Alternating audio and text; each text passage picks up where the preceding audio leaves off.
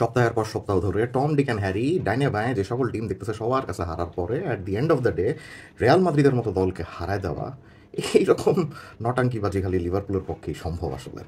আমরা এল ক্লাসিকোতে কি দেখছিলাম? রিয়াল মাদ্রিদ ভার্সেস বার্সেলোনা ম্যাচে দেখেছিলাম যে Xabi Alonso executing a proper out of position plan against Barcelona.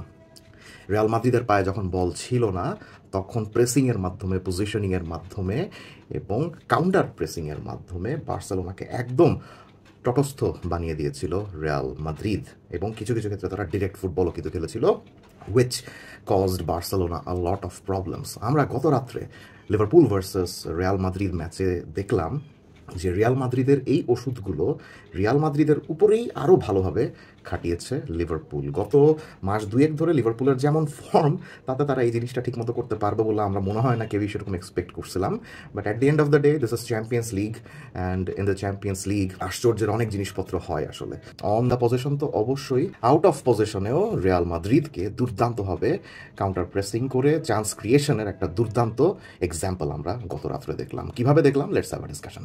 Of the ball সিচুয়েশনে লিভারপুল যে কতটা দুর্দান্ত ছিল সেই জিনিসটা একটা স্ট্যাটিস্টিক্সের মাধ্যমে কিন্তু আমরা বুঝতে পারি। আপনারা ম্যাচ শেষে দেখবেন লিভারপুলের কিন্তু তেমন কোনো বল পজিশন ছিলই না, উল্টো Real Madrid 61% of the time তাদের কাছে বল পজিশন ছিল, লিভারপুলের কাছে বল পজিশন ছিল 39%।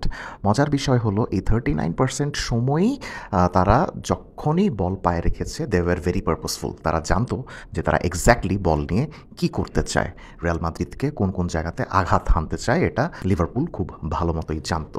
মজার ব্যাপার হয়েছে ওই 61% অফ দ্য সময়ে, যেই সময়ে রিয়াল মাদ্রিদের পায়ে বল ছিল, ওই অফ দ্য বল সিচুয়েশনে লিভারপুল দুর্দান্ত ছিল। আপনারা দেখেন যে লিভারপুল অনেকটা এই ফরমেশনে রিয়াল মাদ্রিদের এগেনস্টে নেমেছিল, 4-3-3 বা 4-2-3-1 ফরমেশনে। এখানে দেখানো হচ্ছে যে হুগো একিতিকে নাম্বার 9, সালা ছিলেন রাইট উইঙ্গার এবং ফ্লোরিয়ান ওয়ের্টজ ছিলেন লেফট উইঙ্গার দেখানো হচ্ছে। কিন্তু আমরা দেখলাম যে অফ দ্য বল সিচুয়েশনে ফরমেশনটা অনেকটা এরকম হয়ে গেল। ওয়েটস চলে আসলেন লেফট মিডফিল্ডে, একিতিকে এবং সালা চলে গেলেন ফোকাল পয়েন্টে অ্যাজ টু স্ট্রাইকার্স। জবোসলাই ডান দিকে চলে আসলেন এবং টোটাল ফরমেশনটা অনেকটা এরকম 4-4-2 হয়ে গেল, যেখানে ফ্লোরিয়ান ওয়েটস একটা ফ্রি রোলে ছিলেন। তিনি লেফটে স্টার্ট করলো, মাঝখানে ড্রিফট করে ঢুকে যাচ্ছিলেন এবং তার সাথে অ্যান্ডি রবার্টসনের এই কম্বিনেশনটা অনেক ভালো হচ্ছিল, কারণ অ্যান্ডি রবার্টসন খুব ভালো মতো ওভারল্যাপিংয়ের মাধ্যমে সামনে চলে যাচ্ছিলেন এবং ওয়েটসকে সেই সহযোগিতাটা করছিলেন। এখন মজার ব্যাপার হয়েছে এই ওয়েটস এবং রবার্টসনের এই কম্বিনেশনটা ঠেকানোর সামর্থ্য রিয়াল মাদ্রিদের ছিল না। এল ক্লাসিকোতে আমরা দেখেছিলাম যে এদুয়ার্দো কামাভিঙ্গাকে রাইট উইংয়ে বা রাইট মিডফিল্ডে ইউজ করে দুর্দান্তভাবে বার্সেলোনার লেফট সাইডটাকে নালিফাই করে দিয়েছিল রিয়াল মাদ্রিদ, যেখানে আলেহান্দ্রো বালদে ছিলেন, যেখানে মার্কাস রাশফোর্ড ছিলেন। কিন্তু এখানে ওয়েডসকে ওইভাবে ঠেকাতে পারেননি। অবশ্য এদুয়ার্দো কামাভিঙ্গা এখানে আউটরাইট রাইট মিডফিল্ডে খেলানোনি, তিনি রাইট সেন্ট্রাল মিডফিল্ডে খেলেছিলেন এবং রাইট মিডফিল্ডের ওই জোনগুলোতে খেলানো হয়েছিল আর্দা গুলেরকে। এখন আর্দা গুলার বল পায়ে যত বেশি দক্ষ, বল যখন পায়ে থাকে না আউট অফ পজিশনে, তিনি তার থেকেও বেশি মিডিয়কর লেভেলের একজন ফুটবলার, বেশ বাজে একজন ফুটবলার। যখন আর্দা গুলারের পায়ে বল থাকে না, তার ফিজিক্যালিটি তেমন নেই, তিনি তেমন ডুয়েলস জিততে পারেন না এবং তিনি সেভাবে ইন্টেন্সিটি দিয়ে প্রেসও করতে পারেন না। এবং ওই সুবিধাটাই নিয়েছেন ফ্লোরিয়ান ওয়েটস এবং অ্যান্ডি রবার্টসনের এই কম্বিনেশনটা, যেখান থেকে আর্দা গুলার তেমন কিছুই করতে পারছিলেন না। ফলে রিয়াল মাদ্রিদের ডিফেন্সিভ মিডফিল্ডার অরলান শোয়ামেনিকে অনেক সমস্যায় পড়তে হচ্ছিল। তিনি একা সেভাবে লিভারপুলের এই out of position intensity tackle করতে পারছিলেন না সেভাবে। অন্যান্য ম্যাচে আমরা যে জিনিসটা দেখেছিলাম যে কোচ আর্নে স্লট এই সিজনে মোহাম্মদ সালাকে সেভাবে ফোকাল পয়েন্ট হিসাবে ইউজ করতে পারেননি, বাট এই ম্যাচে ওরকম ছিল না। লিভারপুলের পায়ে যখনই বল আসছিল তারা হুগো একিতিকে এবং মোহাম্মদ সালার দিকে উদ্দেশ্য করে বল ডিরেক্টলি পাঠিয়ে দিচ্ছিল এবং মোহাম্মদ সালাও দুর্দান্তভাবে এই সব জোনগুলোতে অপারেট করেছেন।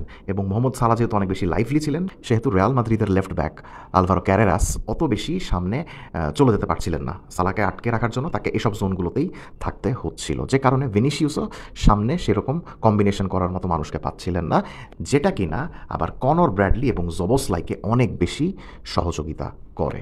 ভিনিসিয়াস সেভাবে কনর ব্র্যাডলিকে হারাতেই পারছিলেন না, আর জবোসলাই তো লিভারপুলের মিডফিল্ডের সবচেয়ে বড় প্রেসিং মেশিন, তাই ওই সাইড থেকে উনি যখন অপারেট করছিলেন ভিনিসিয়াস তাকে সেভাবে আটকাতে পারছিলেন না। এই ম্যাচে লিভারপুল আউট অফ পজিশনে দুর্দান্ত খেলেছে। ডিরেক্টলি যখন একিতিকে এবং সালার উদ্দেশ্যে তারা বল পাঠাচ্ছিল, তখন অনেক ক্ষেত্রে এসব সিচুয়েশনে যেটা হয় সেকেন্ড বল জেতার অনেক সুযোগ সৃষ্টি হয়। অর্থাৎ আপনি ডিরেক্টলি সালা এবং একিতিকে বল পাঠালেন, তারা বলটা উইন করতে পারুক বা না পারুক, মিডফিল্ডে তখন লুজ বল অনেক চলে আসে। সেই লুজ বলগুলোকেও বা সেকেন্ড বলগুলোকেও উইন করতে হয়। জবোসলাই, গ্রাভেনবার্গ, ম্যাকঅ্যালিস্টার, ওয়েটস এই 4 জন মিডফিল্ডার অত্যন্ত দুর্দান্তভাবে তাদের ফিজিক্যালিটি প্রদর্শন করে ওই লুজ বলগুলোকে নিজেদের আয়ত্তে নিয়ে এসে রিয়াল মাদ্রিদকে দ্রুততম সময়ে কাউন্টার প্রেসিং করতে চলে যাচ্ছিল। এজন্য দেখবেন যে ফার্স্ট হাফে এই ধরনের পজিশন থেকে জবোসলাই অনেকগুলা বল জোগাড় করে কিন্তু এখান থেকে থিবো কোর্তোয়াকে অনেকবার টেস্ট করছিলেন। থিবো কোর্তোয়া যদি দুর্দান্তভাবে সেই টেস্টে না পাশ করতেন তাহলে কিন্তু জবোসলাইয়ের পাশে অন্তত 2টো গোল থাকতই। লিভারপুল কিন্তু এই সিজনে সচরাচর আউট অফ পজিশনে লিভারপুলের মিডফিল্ড এরকম দুর্দান্ত কাউন্টার প্রেসিং করতে পারেনি, যেটা কিনা এই ম্যাচে ওয়েটস, ম্যাকঅ্যালিস্টার, গ্রাভেনবার্গ এবং জবোসলাই করেছিলেন। সো এই সেকেন্ড বল উইন করার যে ইন্টেন্সিটি এবং সঙ্গে সঙ্গে ডিরেক্টলি আক্রমণে চলে যাওয়ার যে মানসিকতা, এটাই লিভারপুলকে ম্যাচ জিততে সাহায্য করেছে। সাধারণত অ্যালেক্সিস ম্যাকঅ্যালিস্টার এই ধরনের আউট অফ পজিশনে অত বেশি কন্ট্রিবিউট করেন না, but last night it was different. উনি অন দ্য বলও যেরকম দুর্দান্ত ছিলেন, অফ দ্য বলও তিনি বুঝতে পেরেছিলেন যে না, তার কাউন্টার প্রেসিং করার অনেক দরকার এবং তিনি এটা এফেক্টিভলি করতে পেরেছেন, এবং যে কারণে সবচেয়ে বেশি লাভ হয়েছে ফ্লোরিয়ান ওয়েটসের। তিনি লেফট উইংয়ে স্টার্ট করা সত্ত্বেও মাঝখানে ড্রিফট করে চলে আসছিলেন এবং ফেদেরিকো ভালভার্দেকে there were a lot of instances যেখানে তিনি ফেদেরিকো ভালভার্দেকে ফিজিক্যালিটিতে বিট করছিলেন। এই জিনিসটা কিন্তু ফ্লোরিয়ান ওয়েটসের খেলার স্টাইলের অনেক আন্ডাররেটেড একটা জিনিস, যে উনি যে ফিজিক্যালিটিতেও দুর্দান্ত এবং কাউন্টার প্রেসিংয়েও দুর্দান্ত, সেই জিনিসটা অন্তত সরাসরি চোখে পড়ে না, যেটা কিনা আমরা গতকালকে দেখেছি। কাউন্টার প্রেসিং তো করেছেনই, and if I am not wrong উনি 4-5টা চান্সও সৃষ্টি করেছিলেন ওই কাউন্টার প্রেসিং সিচুয়েশন থেকে। এবং থিবো কোর্তোয়া যদি অতিমানব না হতেন তাহলে দেখা যেত যে তার অ্যাসিস্টে ডমিনিক জবোসলাই একটা গোলও করে ফেলেছেন। And last but not the least একটা জিনিস বলতেই হয়, সেটা হলো গিয়ে লিভারপুলের সেট পিস। ডমিনিক জবোসলাইয়ের সেট পিস ডেলিভারি এই ম্যাচে ট্রেন্ট আলেকজান্ডার আর্নল্ডকে মনে করিয়ে দিয়েছেন। হয়তোবা ট্রেন্ট আলেকজান্ডার আর্নল্ড রিয়াল মাদ্রিদের বেঞ্চে বসে বসে ভেবেছেন যে জবোসলাই যতদিন আছেন ততদিন সেট পিস নিয়ে লিভারপুলকে কোনো টেনশন করতে হবে না, যে সেট পিস এককালে এই ট্রেন্ট আলেকজান্ডার আর্নল্ডই নিতেন। পায়ে বল না থাকলেও যে প্রেসিং করে এবং কাউন্টার প্রেসিংয়ের মাধ্যমে রিয়াল মাদ্রিদের মতো একটা দলকে কমপ্লিটলি সাইলেন্ট করে রাখা যায়, ভিনিসিয়াস এমবাপ্পেদেরকে সাইলেন্ট করে রাখা যায়, সেটাই লিভারপুল দেখিয়ে দিয়েছে। কমেন্ট সেকশনে জানিয়ে দেবেন ম্যাচ সম্বন্ধে আপনার ফিলিংস এবং আপনি কী ভাবছেন। Let's have a discussion.